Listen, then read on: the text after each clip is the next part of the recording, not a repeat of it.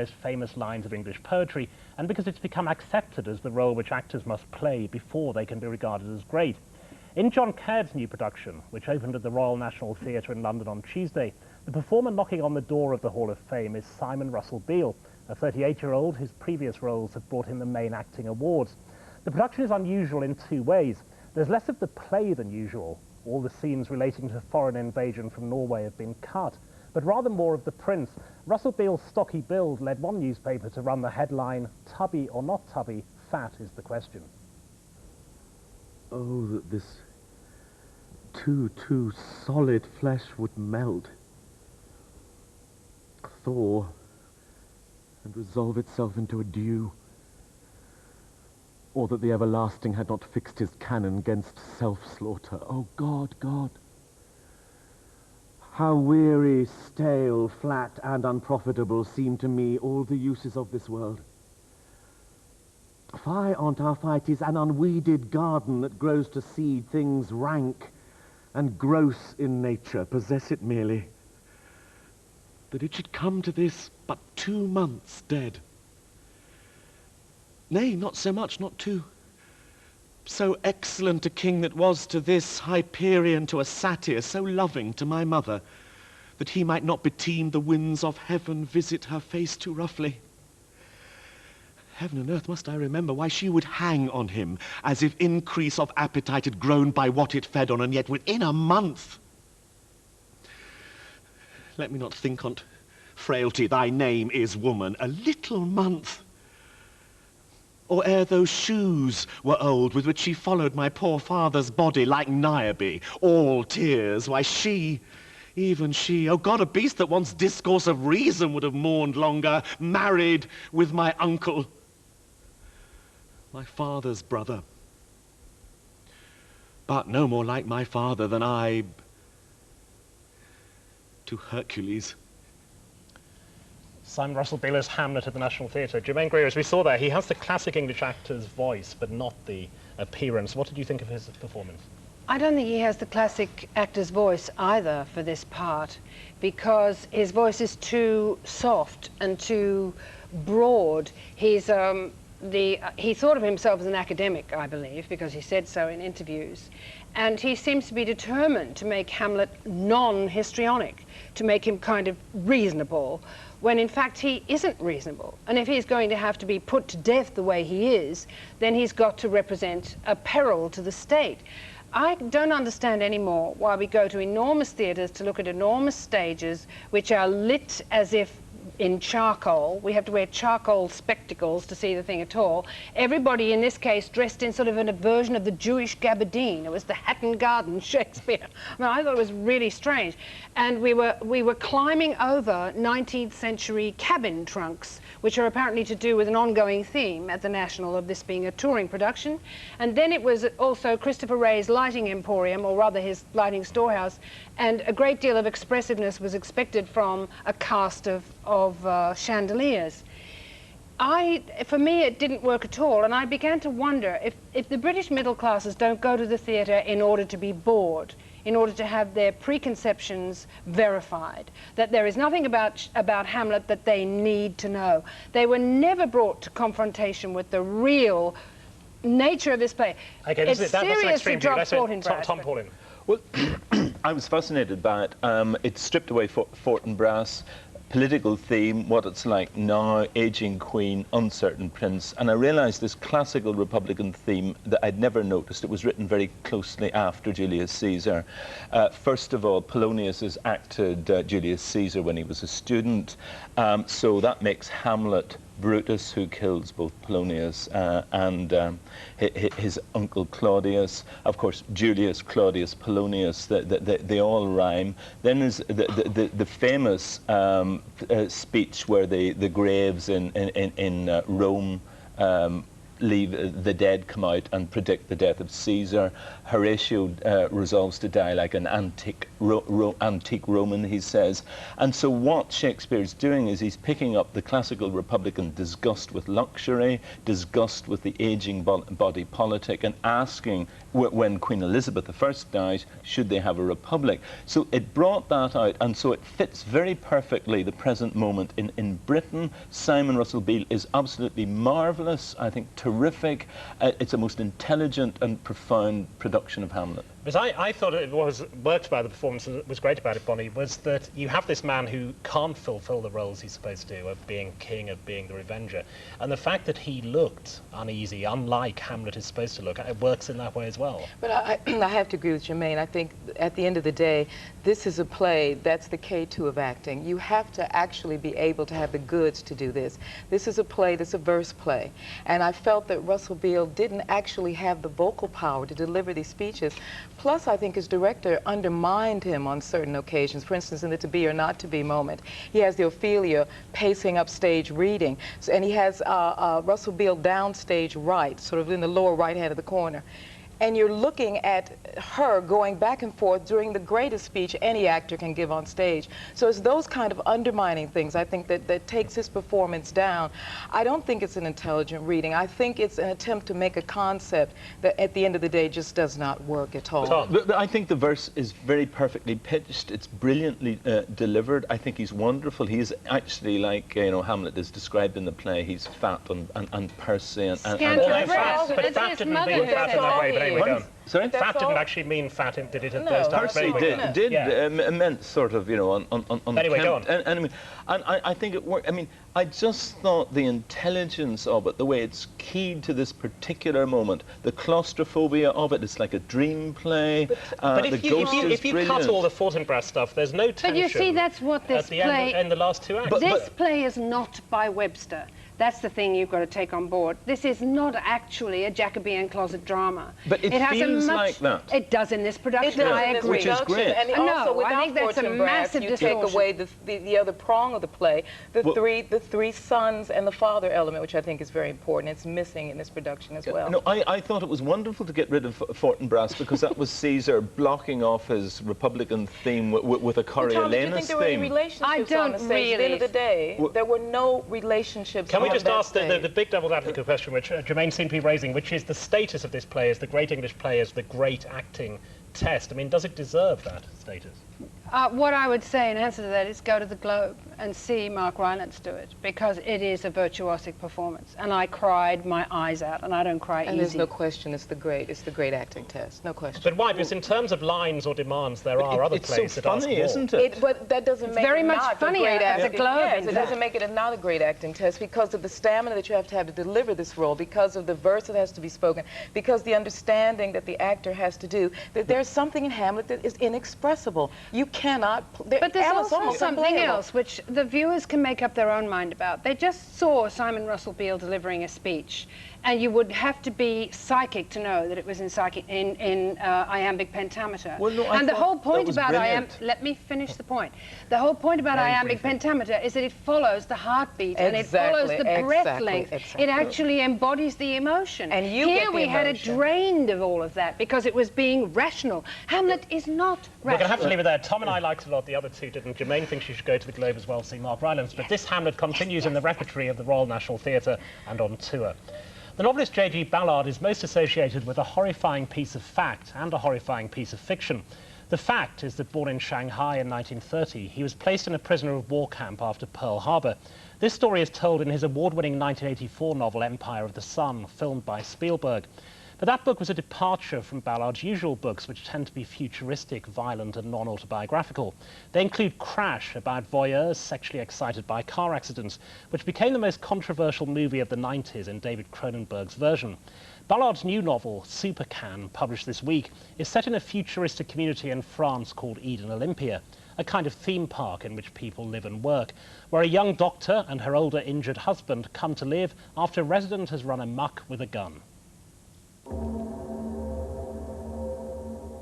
The first person I met at Eden Olympia was a psychiatrist, and in many ways it seems only too apt that my guide to this intelligent city in the hills above Cannes should have been a specialist in mental disorders.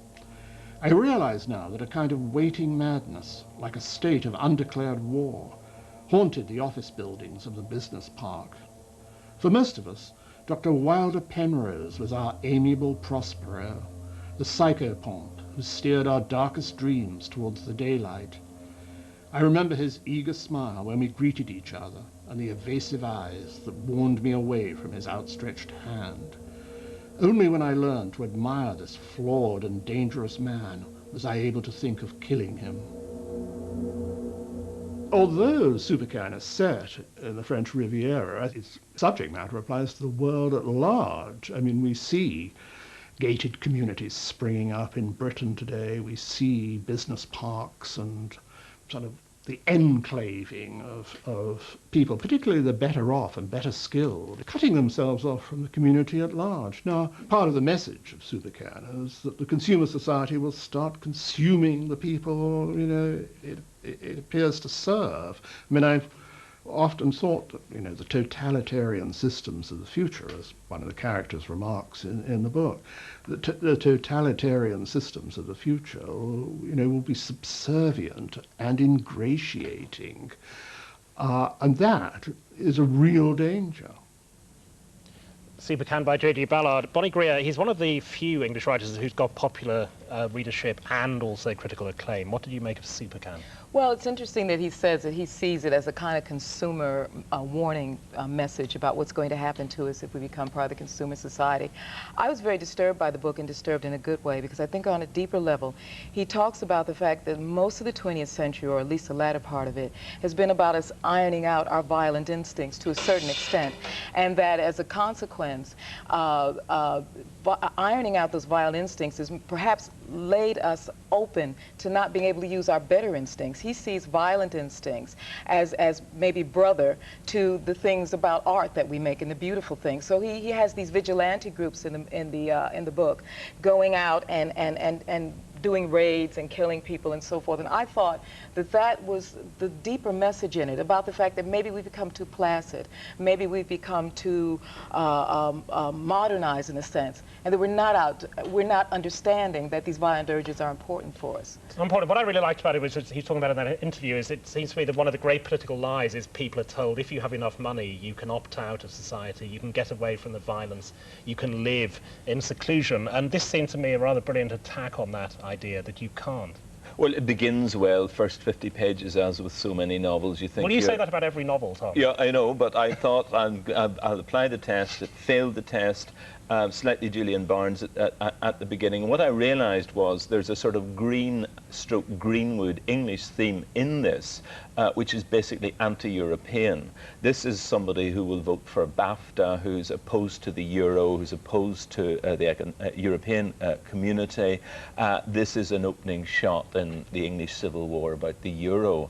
It's very boring. There's far too much dialogue. You don't care about the characters. The central character with his old battered Jaguar, his knee that's like the bole of an old oak tree, his American plane that he crashed. He represents this traditional Englishness which is attached to sort of America against Europe. That's what it is. It's a piece of boring, patriotic, reactionary writing. I think Tom meant NAFTA rather than BAFTA. BAFTA sorry, NAFTA. BAFTA are television producers rather than the American Free Trade Association. Germaine. Well, I think that Jim Ballard is a great stylist and a great writer who has somehow strangely failed to produce a great book. He has always pitched himself, except with the one exception of the Emperor Ire of the Sun, he's always pitched himself in this Kurt Vonnegut territory of the immediate future and trying to reflect backwards on where it is that we're going. Highly moral, and some of the stuff, I'm surprised at how far you fell for Penrose, by the way. I mean, he is actually basically wrong, and the book has to prove that one way or the other. But it's true that corporate conformity depends upon shared transgressions. It always has, drunkenness, whoring, and all the rest of it. In this case, they get involved in extremely elaborate ways of letting off tension. But I think the real problem is that and I think it came out in that interview too, that Ballard doesn't actually know what goes on in these business enclaves. He thinks people are working, and the truth is they're not doing anything. They are just doing deals and doing each other in and doing takeovers and stuff. Well, that's working. No, it isn't. I mean, they sit with an empty desk and they take a decision once a week, maybe, and the rest of the time they play their executive games. Yeah, but and they look at their talk like executive office toys. furniture. They're entirely boring as characters. But that's how those people talk. But I think his feel, but no, but it's also- his feel for atmosphere, though, is up there with Graham Greene. I think. At the beginning, it's Well, it very could good. be, but he over-elaborates it. A certain kind of French sterility. It's very good on at the beginning, I think. We're talking and then it about loses anti-Europeanism. Here we come with your anti-French thing. Well, no, I mean, my France very much and all that, but I do But I think the recognise there people is next that door are quality in the Belgians, culture. fact, aren't But they? it's very Bonnie, interesting. very big Yes, claims yes. are being made for him as a novelist. It's all printed on the back of here. Some people actually saying the greatest living English novelist. I mean, can you see that argument reading this? No, not really. But what is interesting is how he, for instance, he'll take an example of a security guard reading "Tender is the Night," and he'll plant that in the middle of a piece of writing, and then the next page he'll explain to you who wrote "Tender is the Night" and why it refers to that section, and that sort of mixture of this literary fiction, this airport fiction that he brings together. Whether he's the greatest living English novelist, I have no idea. People have made that Not claim as anyway. long as Arcane Orion's alive. You can go and no charge. chance. Supercar is published in hardback by Flamingo. Germaine keeps sending you off to buy and see other things. A house in East London in which young people live under 24-hour camera surveillance might have been invented by J.G.Ballard, but in fact is the basis of Channel 4's elimination game show Big Brother, which during Review's summer break became the most talked about event of the cultural year. Big Brother has been praised for bringing a new realism to television and criticised as a new moral low for the medium. Next Friday, the experiment ends when one of the three housemates, not so far voted out by the public, Anna, Darren or Craig, will gain the £70,000 prize. It's Friday night! Earlier tonight, you voted for Sada to be the first person out of the Big Brother house. Here's how she took the news.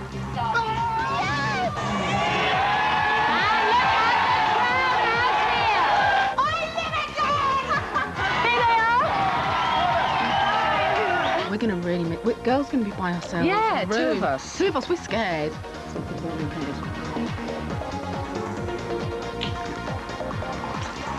Darren, do you mind sleeping in with us? Of course I don't. Craig, maybe tomorrow night you could sleep in with me and Mel?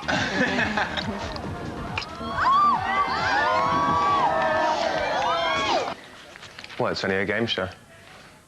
Big Brother on Channel 4. When I was making my way here today, Tom Paulin, people kept saying, what does Tom Paulin think of Big Brother? So now we're going to find out. Well, I've been smugly thinking during the summer that thank God I don't have to watch this because we can't be reviewing it. And then I arrived to find a large video Because tape. it's the final week, so it's Yeah, coming so to we had to. climax. I actually thought it was, you know, naff and tacky and Costa Brava and so on. But then I got interested in Nicola when she exited, and I thought this is a great piece of performance art. You know, it's grotesque, it's terrible. She's grotesque looking, but there's something wonderful and extraordinary about the look of her. I like the Irish nun. I like the look of her. Disappointed in the other Irish fellow. I was very shocked indeed by him. But it's unbelievable, the interest in it and the tainted nature of watching it. It's like shooting rats in a rain barrel. You feel disgusted with yourself. Have you shot rats in a rain No, barrel? but- No, well, there you are. It's a metaphor. Germaine Greer, I mean, Tom says it has had an extraordinary effect this summer on front pages from The Sun to the Independent, The Guardian, right across that range. Students in particular seem to be obsessed with it. Can you understand that? Well, I have two such living in my house who are up to date with the latest events and tell me all the time that tonight is eviction night and so on. And so I find myself watching it and I'm embarrassed. First of all, I think it's a situation of elemental cruelty. It seems to me that the place they live in is sensory deprivation to the max, even including a few hens and things. The hens have more gumption than these people, who are hens look so lovely. desperate for their 70,000 quid, which is a pathetic amount of money for ruining your life. Oh, but they'll make hundreds of thousands though from other things. Oh, please, God, they don't. And when the Nick drama was going on, it was very obvious to me as a teacher of people like Nick that Nick is a very vulnerable personality, extremely bewildered about who he is and what he is. And I was worried for him then, and I'm now worried for them because it seems to me they're exhibiting signs of clinical depression. They can't perform simple tasks, they can't sleep properly, they won't get out of bed, and they are typically English in the worst way. They have no ideology, no convictions, nothing they're prepared to argue about, and they're totally biddable. They go into that diary room and they get told by an unseen person, if this was an honest program, we would have had hidden cameras on the people who were running the show. And then we would have found out something about cruelty. Bonnie, we normally blame America for all these things, but this comes from Holland, bizarrely, so you're exempted from this. Well, the one in America is even crueler than this one. I loved it, frankly. I bumped into it, I stumbled into it on the weekend, actually, and I couldn't take my eyes off of it, and partly it's because we like looking at each other. Human beings are voyeurs, and that's part of the attraction of this thing. Also, the other thing I was thinking is that television, the root of it is about far-seeing, and this is really the television show that shows you what's going on in people's lives. So we're actually looking at real people, but it's not real in a way, because we don't get the whole thing. We only get 35 minutes of 24 hours. But you can see it all on the internet. Yes, but we should see the whole thing on air as well, and that'll make it real. We're going to have to leave it there. I won't give my view away, but we have to go now, because I have to go and watch it. So anyway, thank you very much to Tom Paulin, and thank you to the Greer sisters, Bonnie and Germaine. Good night until next Sunday, when the Subjects on Review will include the latest David Hare play, My Zinc Bed, and Clint Eastwood's new movie, Space Cowboys. Oh, William Hawkins, retired Air Force colonel, the best pilot they ever had next to me. Tank Sullivan, he's a navigator, the best one the Air Force ever had. He could find anything anywhere. That is until God found him. Now more than ever, a pleasure to meet you, Miss Holland. And this is Jerry O'Neill, he's a structural engineer and designer. Jerry worked on the Stealth project. You probably remember that. No nickname for you? Oh, you can call me anytime.